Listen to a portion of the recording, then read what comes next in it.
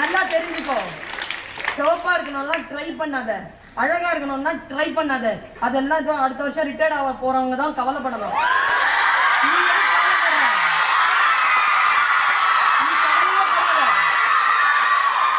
ஏன் தெரியுமா? ஏன்னா வயது போக போக கொஞ்சம் கிரேஸ் அப்படியே குறைஞ்சிக்கிட்டே இருக்கு. ஆனா க்ரோ வித் கிரேஸ் தான், அது ஒரு அழகு தான். ஆனா அந்த அழகை அக்செப்ட் பண்றதுக்கான அந்த அறிவு இருக்கு இல்லையா, அதுதான் நாம் கேட்க வேண்டியது.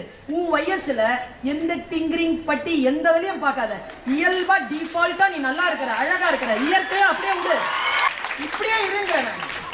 எந்த ஒரு பூச்சு மேய்ச்சி எல்லாம் இல்லாமல் ஆரோக்கியமா இருக்கிறியா, புத்தியா இருக்கிறியா, பேரன்போடு இருக்கிறாயா? ஒரு மலர் மலர்கிறது என்றால் அந்த மலரை பார்த்து பறிக்காமல் சிரித்து விட்டு உன்னால் போக முடிகிறதா? நீ பேரழகான சமூகத்தில் இருந்து கொண்டிருக்கிறாய், உலவிக் கொண்டிருக்கிறாய் என்று பொருள்.